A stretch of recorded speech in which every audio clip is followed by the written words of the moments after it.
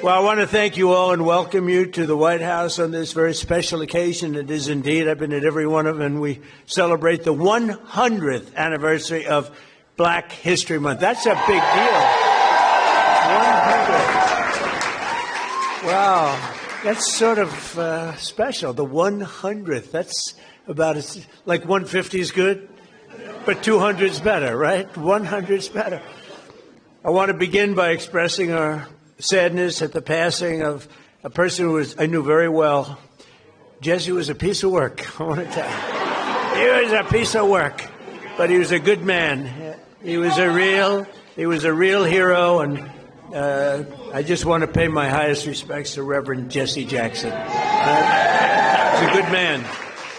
He was actually, as you got to know him, he got better and better all the time. A lot of people, you get to know them, they get worse and worse.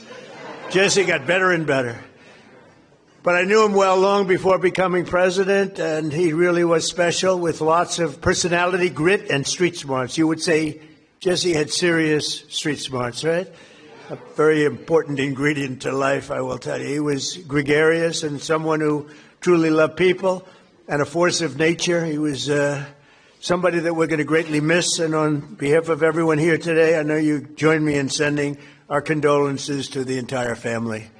I like the historically black colleges and universities, which I saved.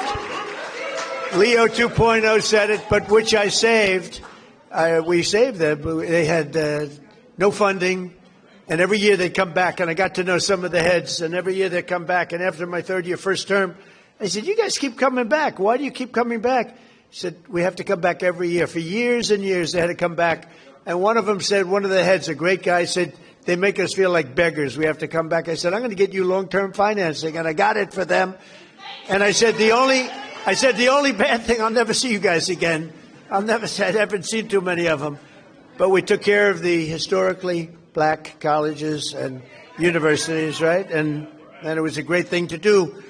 From the Buffalo Soldiers to the Tuskegee Airmen, black Americans have stepped forward to defend the flag and to defend our country like few others, really, like few others. And you've never really been given the recognition that you should get for that. You know that, Ben?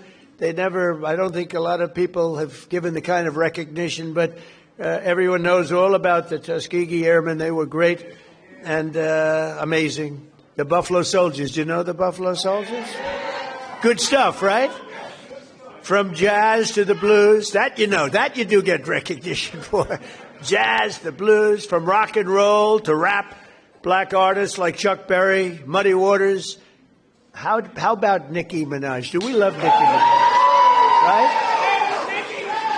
I love Nicki Minaj. She was here a couple of weeks ago. She's so beautiful. Her skin's so beautiful. I said, Nicki is so beautiful. Her nails are like that long. I said, Nicki, are they real? She said, she didn't want to get into that. But she was so beautiful and so great. And she gets it, you know, more importantly, frankly, she gets it. But black leaders from Frederick Douglass to Martin Luther King, right? Little relative over here, have made our country freer, and really what they've really done is made life more just. And black athletes have inspired billions around the globe, from Sugar Ray Robinson, Sugar Ray Leonard also, by the way, great. What a great fighter. Muhammad Ali, who was a friend of mine. I put a picture of myself and Muhammad. He was another piece of work. You talk about a piece of work. But he could fight, couldn't he? Huh? What we're doing is very simple. Peace. It's called the Board of Peace, and it's all about an easy word to say, but a hard word to produce. Peace. But we're going to produce it, and we've been doing a really good job. And some of these leaders that are with us have helped me very much during just this first year. We have a first year like probably no other ever in our country, because we settled 8 wars and I think a 9th to come. It's turned out to be a tougher one. I thought that was going to be the easiest one. But with war, you never know what's easy and what's not so easy. But we've had a great relationship, and I've become friendly with so many of the people And I appreciate you being here. These are great people. These are great leaders. And the people that are watching by closed circuit and open circuit in many cases are so proud of it. They want it to be open. But they become incredible friends of mine.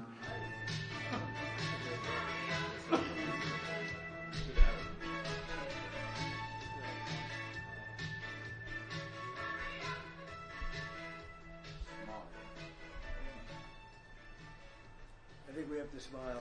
A lot of good things.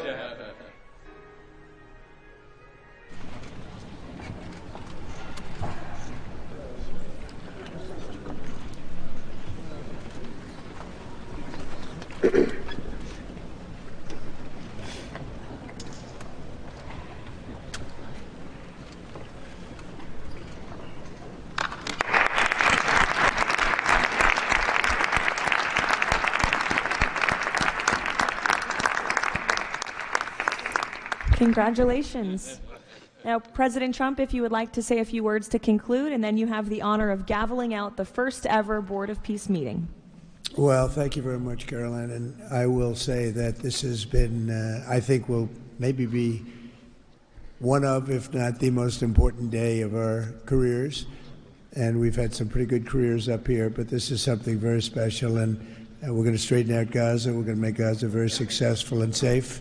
And we're also going to maybe take it a step further where we see hotspots around the world. We can probably do that very easily. This is a tremendous group of powerful people and brilliant people. And I think that we can do things that a lot of other people would not be able to even conceive of or think of. We will help Gaza. We will straighten it out. We will make it successful. We will make it peaceful. And we will do things like that in other spots. Spots will come up. Things will happen that nobody's even thinking about now and not even conceivable. But we will take care of a lot of things, and we'll work again with the United Nations and bring it back to health. It needs help. It's got tremendous potential, but it needs a lot of help. Do you think people in this country at some point, associates of Jeffrey Epstein, will wind up in handcuffs too? Well, I'm the expert in a way because I've been totally exonerated. That's very nice. So I can actually speak about it very nicely. I think it's a shame. I think it's very sad. I think it's so bad for the royal family. It's a very, very sad. To me, it's a very sad thing. When I see that, it's a very sad thing to see it and to see what's going on with his brother, who's obviously coming to our country very soon, and he's a fantastic man, the king. So I think it's a very sad thing. It's really interesting because nobody used to speak about Epstein when he was alive, but now they speak. But I'm the one that can talk about it because I've been totally exonerated. I did nothing. In fact, the opposite. He was against me. He was fighting me in the election, which I just found out from the last 3 million pages of documents. He says it can't be possible. No, it's called tariffs. I said my favorite word in the whole dictionary is tariff, and I got in trouble with, look at all the fake news back there. Look at them. I got in trouble. No, I got in trouble with them because I said tariff is my favorite word in the whole dictionary. They said, what about family? What about God? What about wife, children? I said, all right, it's my 5th favorite word. Now I'm okay. They've treated me okay since I did that. They didn't like it but it's my 5th favorite word in the dictionary. You're back. You're producing at full speed, 2 shifts a day, and he's going to 3 shifts a day, 6 days a week. And you've got a backlog now that's 7 months long. What a difference. From a couple of hours a week to 7 months long. And it's all because you finally have a president who put America first. That's what it is. But it's also because I imposed powerful 50% tariffs on foreign steel where they were coming in and dumping crap all over our country. I ended every one of the Biden-era exemptions, and on August 18th, I added new tariffs to cover 400 derivative products, including steel racks, which is what you make. So I say congratulations, and what a great comeback. This is a comeback that 2 years ago, right, you were almost, I don't want to say out of business, but you're almost out of business. I guess he said you can say it. You were close. He was borderline. started telling his wife, let's have tuna fish tonight, darling. Forget about the steak. But stories like this, companies are right now playing out in cities all around the country, towns, villages, all over the country. And to think I have to be in the United States Supreme Court for many, many months waiting for a decision on tariffs. Without tariffs, this country would be in such trouble right now. Without tariffs, this country would be like your company was 2 years ago. What a difference it made. And you know who brought the cases against us? People that are China-oriented, people that have business in China that want to rip us off and keep ripping us off, and the tariffs had stopped us. And not only China, other countries too. People from other countries like Canada and others, they sue us. Canada has ripped us off for years. Not anymore, they're not. And I'm waiting for a decision from the Supreme Court. Can you imagine? We have to wait. I mean, I just heard the story today, and I've told it 1,000 times. I don't think I've ever heard it any better. I even took him back to the fake news where he related the story, that he was in serious trouble. There was no business. There was no business anywhere. How was this place 2 or 3 years ago? It was not just here, the whole area. It was a disaster.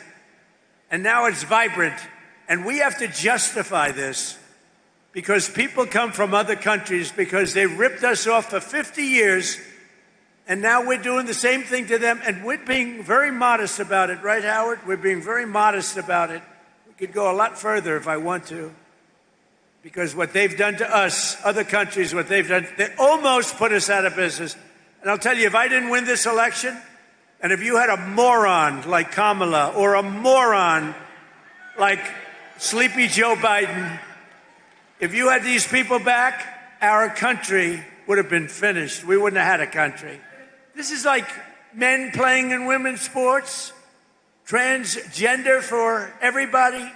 I have a new one to add, voter ID. The Democrats don't want to give us voter ID because they want to cheat. The only way they can cheat is if they, look, we can stop them so easy. You know what they say? We don't want voter ID because it's racist. Okay? That's a good one. It's racist. No.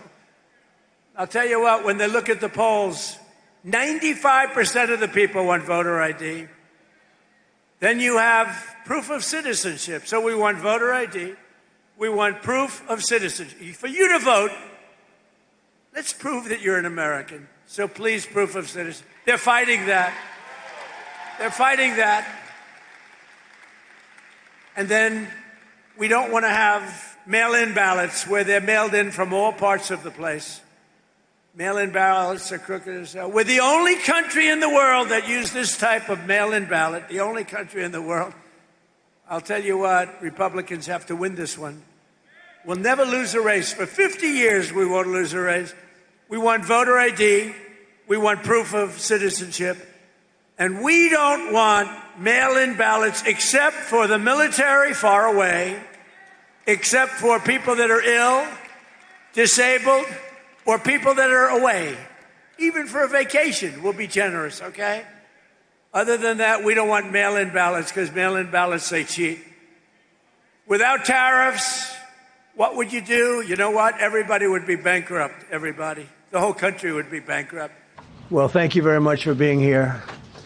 The Supreme Court's ruling on tariffs is deeply disappointing, and I'm ashamed of certain members of the court, absolutely ashamed, for not having the courage to do what's right for our country.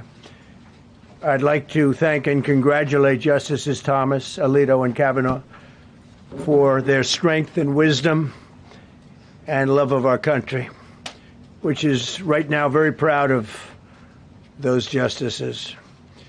When you read the dissenting opinions, there's no way that anyone can argue against them. There's no way. Foreign countries that have been ripping us off for years are ecstatic. They're so happy.